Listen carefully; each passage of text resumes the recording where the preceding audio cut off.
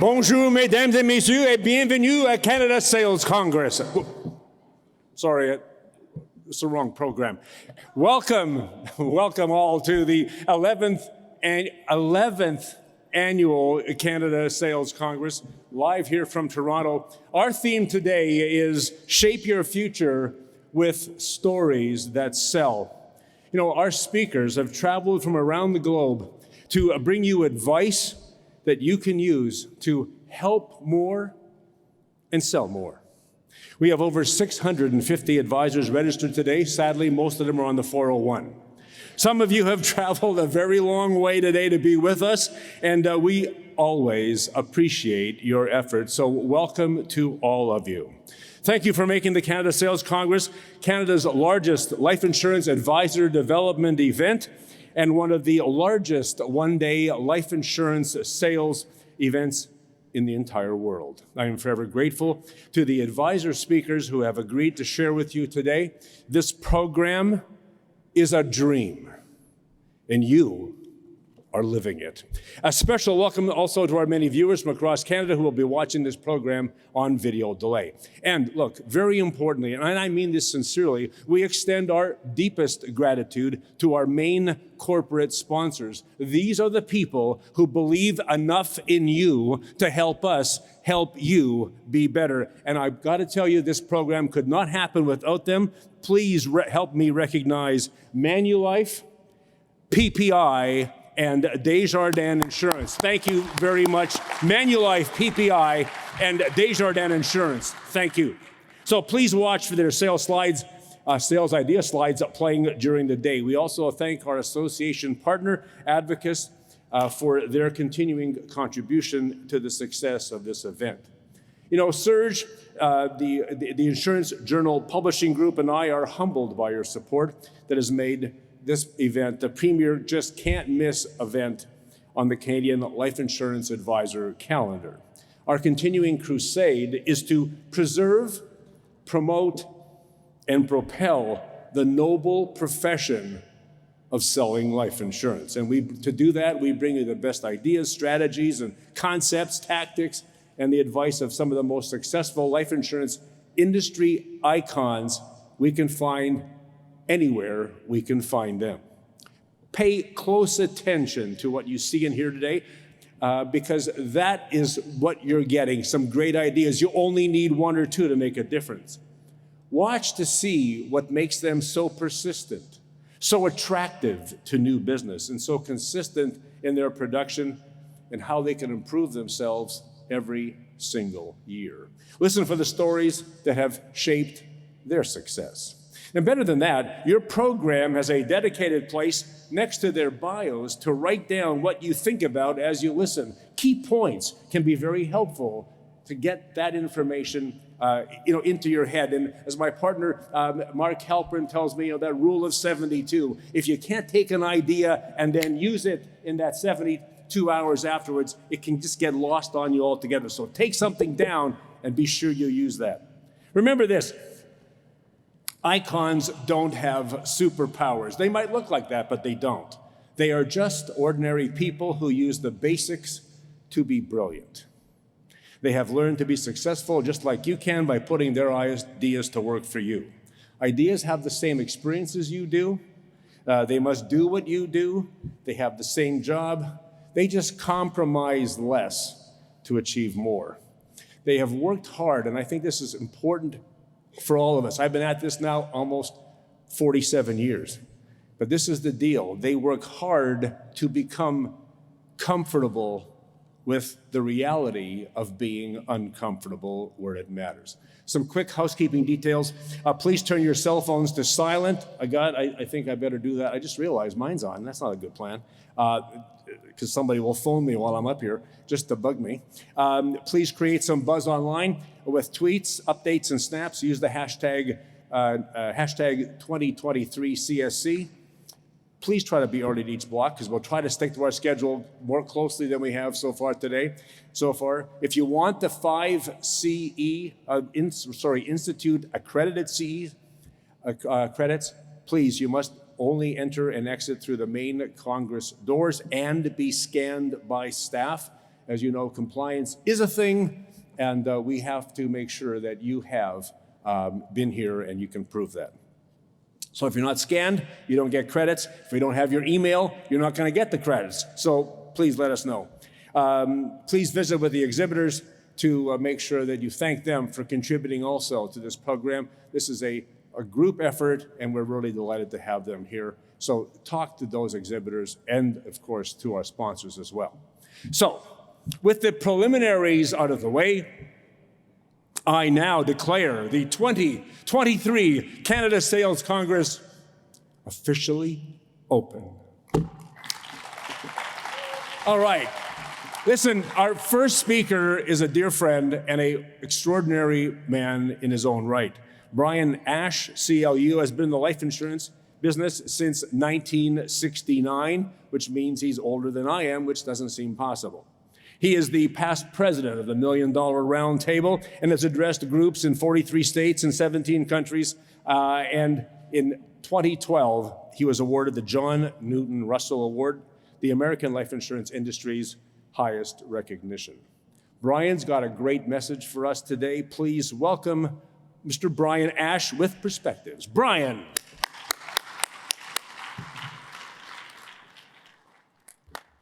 Thank you, Jim. Thank you.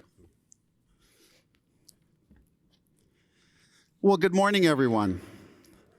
What a lovely day to be with you here in Toronto. I'm very, very happy to be with you here. And I do have to thank Jim for inviting me to participate in this storytelling event for our great industry, and for the opportunity to share some perspectives with you after starting my 55th year in the business on August 1st of this year. To share some perspectives. I made it. To share some perspectives on some things that I think have stayed the same and some things that probably have changed. Now, I promise I am not going to tax your brains with a whole bunch of complicated ideas this morning. Most of the things that I talk about are pretty simple. And I hope maybe I can kind of set the table for the really fantastic speakers who are going to follow me after I take my seat.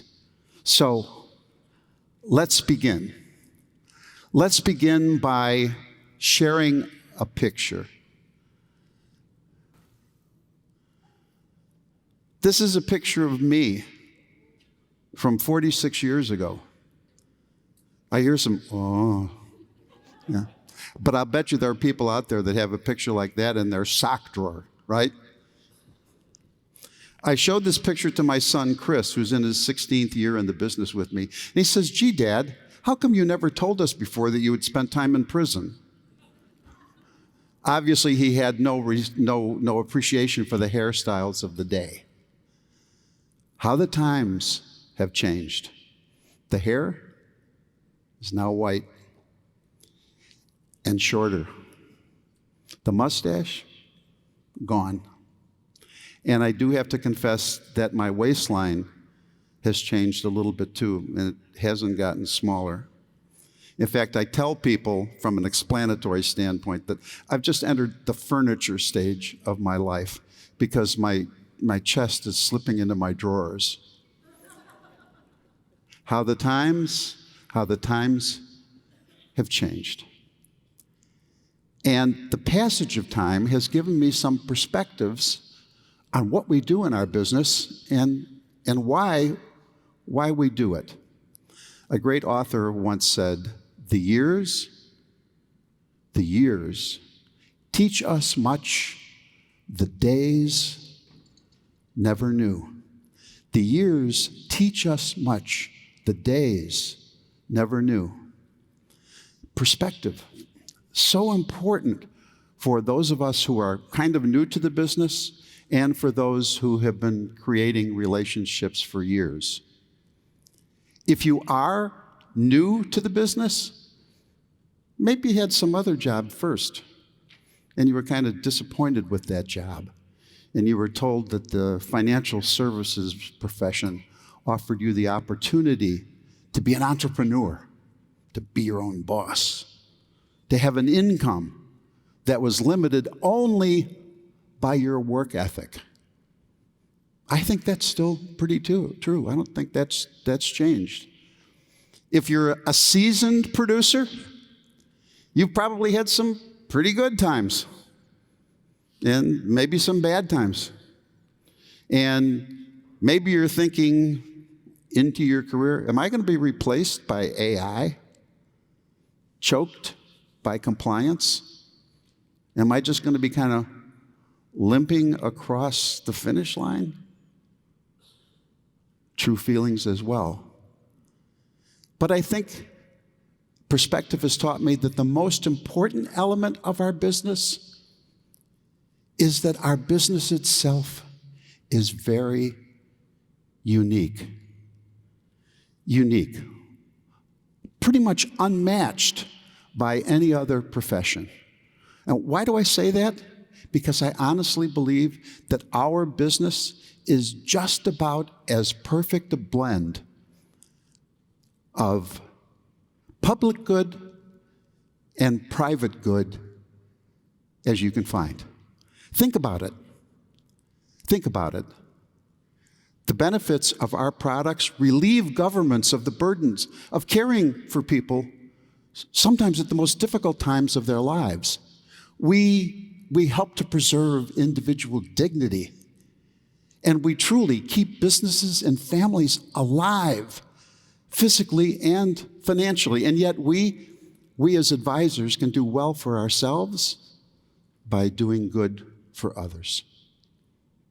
And we can get better at it and become more successful by increasing our awareness just a little bit. Now, I'd like to share with you a video of a person who probably could use a little awareness training. So General Mutual has a very comprehensive $200,000 life policy at a net annual cost of $2,400. You see, the thing is, we were really hoping to buy a boat. Mr. Gordon, as a young husband, I think you're going to find that your new responsibilities to your family take precedence over your recreational needs. But this is a really good boat. You don't get it, do you, kid? 2 years from now, while driving down Route 91, coming home to your wife and baby daughter, you're going to be hit head-on by a drunk, driving a blue '87 Mustang. You'll end up looking worse than 60 feet of bad road your body slides across after flying out your front windshield. Mister, you really need to work on your closing technique. Oh boy. Yeah, he could use a little awareness training. Yeah, we're in the risk management business, right? But the way in which we discuss concepts can create a big difference in the way in which our messages are heard. Let me give you a couple examples. I'll bet everybody out here has maybe heard one of these things at least once in your career. You say, oh, Brian, you know, I know that the market can go up and down, but in the long run, I'm probably not going to lose money. Or I know that I could maybe get sick or hurt, but if you looked at modern medical technology, my God, those people would probably have me back at work pretty quick. Or the big one, have you looked at the life expectancy tables? Holy smokes, I could live to be 100, maybe even longer. And you know what? They're probably right. All the probabilities are in their favor. We're in the risk management business, right? Why do they need us and our products? Well, let me see if I can give you a perspective to kind of reframe that discussion, okay? Let's suppose you're playing Russian roulette with a 6-shooter. What's the probability that there's a bullet in the chamber? 1 out of 6, right? Can we round that off to 17% if we make it percentages? That means I have an 83% probability of success, only a 17% chance of failure, right? If we did Monte Carlo simulation on an investment, we would say, I want more of that investment. I got an 83% chance of success. All the probabilities are in my favor. But if you were playing Russian roulette, would you pull the trigger? No. Why? Because being wrong could be catastrophic, right? Well, we're in the risk management business, but the risk management business that we're in deals much more with consequences. The consequences of being wrong are catastrophic. We deal much more with consequences than we do with probabilities. In fact, a professor at the University of Iowa put it this way. His name is Emmett Vaughn. He himself died a couple of years ago. But he said, when contemplating the purchase of insurance, base your buying decision not on your perception of the chances of a loss happening. The actuaries have already done this for you, and it's reflected in the price. But instead, on the consequences to you of the loss. The consequence, that's life insurance, health insurance, disability insurance, homeowners, automobile insurance. You buy it not because of the probabilities, but the consequences. So we have to reframe our discussions and talk more about consequences than probabilities. Now, I think if we're going to talk about consequences, the best way to do that is through questions. Really great questions, because I think talking to clients, that's the toughest thing that we do. How do you open up the discussion, right? And I think questions are a great way to do it. You see, questions just ask for information. Statements can sometimes be threatening. Questions are the best way to go. And I think the best question that we need to ask is this one. Do you mind if I ask you a question? Is that hard? Do you mind if I ask you a question?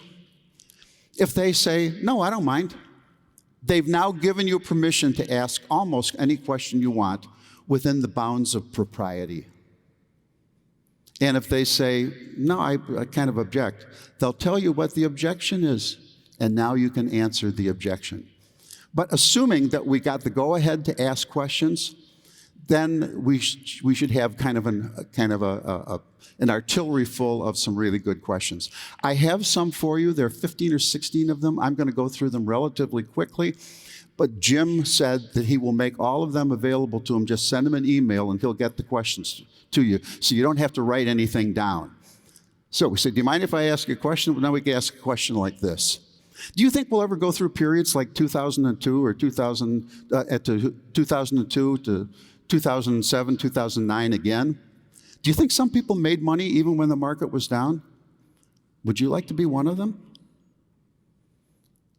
If there's a good chance that those things will happen to a lot of people all over again, what will you do differently so they don't happen to you again? Some people made money when the market went down, and some people lost money. Which one do you want to be? Where will your income come from when your paychecks stop? If I had a way by which you could continue your income, even if your money was gone, would that be something you'd like to know a little bit more about?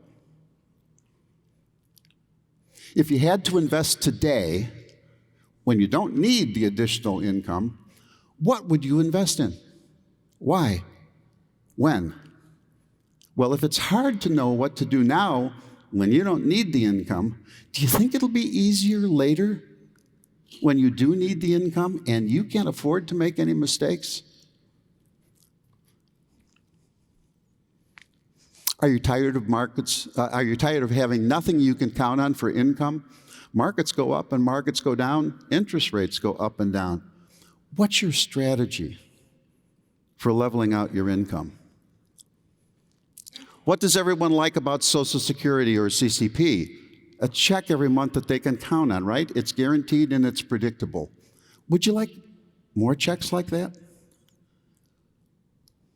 Would you rather have a chance to be rich or a guarantee you would never be poor? How do you get 6% safe income in a 1% safe income world? What percentage of estate reduction is acceptable to you? How did you arrive at the amount of life insurance you currently have? Is that amount still valid based upon your current income and debts? Do you want your life insurance to be in effect when you die? Well, do you think you have average life expectancy?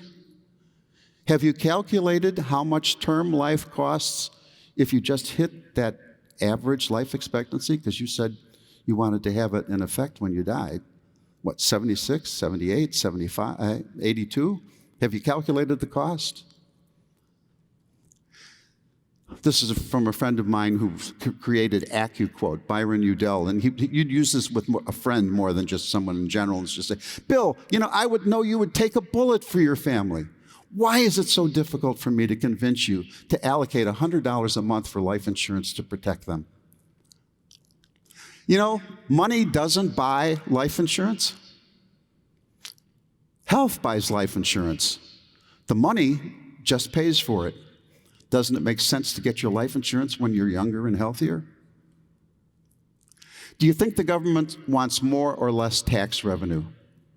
What are you going to do to reduce or avoid taxes? If I could show you a way to defer taxes now and give the government less later too,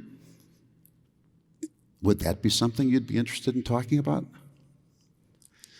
Here's a situation where you have two plans. Plan A, which is what the client has put together for his or her plan, and Plan B, the plan that you bring to them that has improved benefits for the family, for the beneficiaries. And now you present them and you say to the client, Mr. or Mrs. Client, looking at these two alternatives, which of these two plans do you think your beneficiaries would prefer? Unless they're nuts, they're going to say, well, probably Plan B. Why? Because it's got more benefits for the beneficiaries, right? Well, if Plan B is the preferred plan, the day after you died, when it's not available to you anymore, doesn't it make sense to apply for it now when you can qualify for it? If this were the day after you died, which of those two plans would they prefer? Plan B. Well, doesn't it make sense to apply for it now because it's not available to you the day after you died? And lastly, let me make some recommendations. You always have the veto power. Does that sound fair? Okay. I think that these are great questions. I've stolen them from a lot of people. One of the speakers this afternoon, Van Miller, I stole a couple from him. I've stolen some from Byron Udell. In the best tradition of our business, I try to steal as much as possible. But I can guarantee you that these questions work. Please, when you get copies of them, take them out and use them. I think you'll see they work, and you reframe the discussion from what our friend was doing in the awareness video. You get into a whole different type of a discussion and put people at ease talking about the things that they really want via questions. Now, do you mind if I ask you a question? What's the difference between the words simple and easy? Don't we use them interchangeably? That's simple, easy, no problem. What's the difference between the words?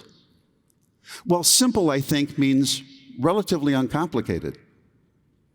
And easy means not requiring much effort. Right? Agreed? Is our business a simple business or an easy business? I think it's a relatively simple business. We don't need to be brain surgeons, right? We don't need to be rocket scientists. But is it easy? No. And sometimes it isn't easy to do a simple thing. Now, many years ago, a past president of the $1 Million Roundtable, Dave Hilton, shared his philosophy with me on making that process easier. And this is what he said. He said, we sow a thought and it reaps an act. You sow an act and it reaps a habit. You sow a habit and it reaps a character. And you sow a character and you reap a destiny. You reap a destiny. So I guess one of the questions we need to ask of ourselves in attending meetings like this and just being in the business, what do I want my destiny to be? Because, you know, the future isn't something that just kind of arrives. The future is something we create. What do we want our destiny to be? My buddy Joe Jordan says that successful careers in our business are built on two columns: prospecting and everything else. Okay? So maybe that's a good indication that our thought process that leads to the acts, to the habits, to the character, to the destiny ought to begin with thinking ways that we can increase our prospecting. And is it worth it? Well, they say that oil is the new data. So I'd like to share some data with you from the $1 Million Roundtable. This is a chart here. This is from 2023 year end. And it's showing three different categories of membership of the $1 Million Roundtable: a regular member, a court of the table member, and a top of the table member. Court of the table has to do 3 times the requirements of a regular member, and top of the table has to do 6 times the production of a regular member to fall into that category.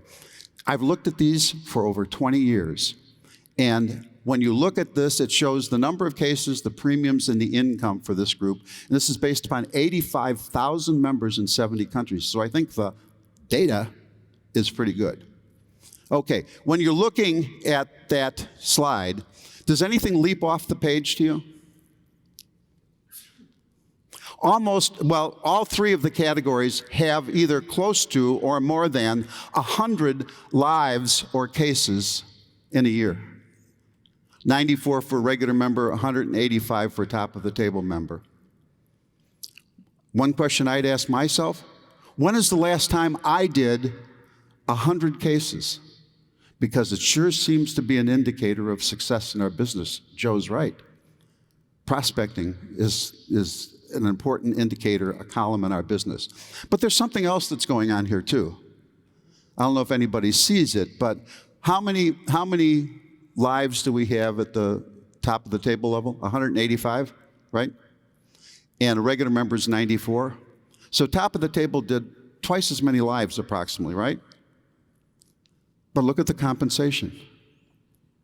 Almost 6.5 times the compensation for twice the number of lives. It's not linear. You know why? Because activity is synergistic. The more people you see, the more the chances are that you're just going to stumble across a couple of larger cases. And I'd like to dispel one other myth here. I hear people say all the time, well, you know, I'm really studying and I'm looking at tapes and things because I'm going to work smarter instead of harder. Well, I've looked at these for 20 years. And the top of the table always has the largest number of lives. They aren't doing that production on 10 or 15 or 20 cases. Some people think that that's the way they do it, but that's not the way they do it. They work smarter and harder. Now, Joe said that there are 2 columns: prospecting and everything else. And everything else certainly includes increasing our product knowledge of taxation, estate and business planning concepts, and always acting with integrity if we want to truly live lives of significance. And one other thing. There was a story about a man who was driving down a country road. He came to the end of the paved portion of the road, and ahead of him just lay a gravel road with some wisps of grass growing up in the middle of the ruts. He started down the road and continued down the road, and it started to rain. And the gravel got pretty slick. So slick, in fact, that his car went off the road and into a ditch. And try as he may, he couldn't get the car out of that ditch. So he got out of the car and he walked down the road to a farmhouse. And he asked the farmer if he may be able to help him get the car out of the ditch. And the farmer said that he thought that he could, and he took them down to a corral where there was this beat-up old mule named Warwick. He said, "I think old Warwick can get that car out." Well, the guy was a little bit doubtful as to whether or not that mule could pull a car out of the ditch. But the farmer told him, yeah, he can do it. So they got some harness and some chain. They went back to the car. They hooked up the chain to the car and to the harness on the mule. And the farmer got behind that mule and he slapped the reins across the backside of that mule. He says, "Pull, Warwick, pull! Pull, Tom! Pull, Jack! Pull, Mike!" And sure enough, that car came out of the ditch pretty easily. Well, the guy was amazed at the strength of that mule. But he said to the farmer, he says, "Honestly, I didn't think he could do it, but he did it." He says, "But can I ask you a question?" He said, "You said his name was Warwick, right?" He said, "Yeah." He says, "Well, why did you call out all those other names?" And the farmer said, "Well, I didn't tell you this before, but Warwick he's blind. He can't see a thing. But as long as he believes he's the member of a team, he'll always give you 110%. Teamwork, the other portion of that second column. Teamwork enhances our individual and joint strengths. Teamwork in our agencies, teamwork in our branches, teamwork with our companies, teamwork with the professional associations who represent us to government. It's really true. The other perspective on success in our business is that teamwork does make the dream work. Now, I'd like to close our time together kind of where I began. Our business is unique. Just about as perfect a blend of public good and private good as you will ever find. And I'd like to share with you a statement from Pope John the 23rd from over 60 years ago when he was addressing a group of Italian life insurance people. And this is what he said.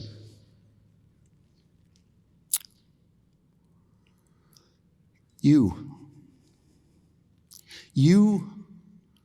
are the admiring and emotion-stirring witness to the sacrifices of so many families who, by the guarantees offered by your firms, wish to assure their children a serene future.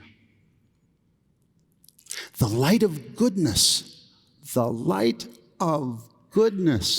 shines on the life insurance person's work because it places them in contact with the humble and silent forces of the family, that marvelous and vital unit upon which rests the happiness and well-being of individuals and of nations.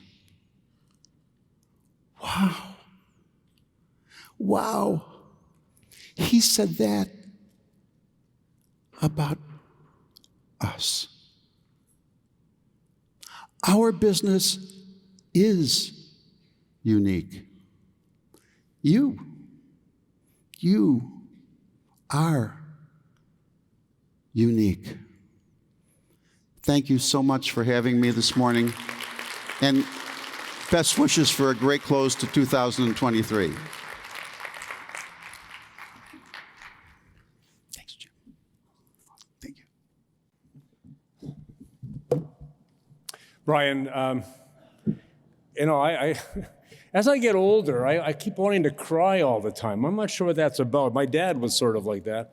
But as I'm listening to you speak, you bring up ideas and thoughts. I thought I'd heard it all, and yet you continue to remind us of some of the most extraordinary lessons. And just quickly, things like we deal with the consequences that in this business more than we deal with the probabilities in this business. And it's a version of something I say all the time. But the connector for me really is this great line, which is, and questions are your way into the consequences. Questions are your way in. That was extraordinary, those questions. We'll have those, and so you can get that PowerPoint as well. I can't say prospecting and everything else. Our pal Joe was absolutely right about that.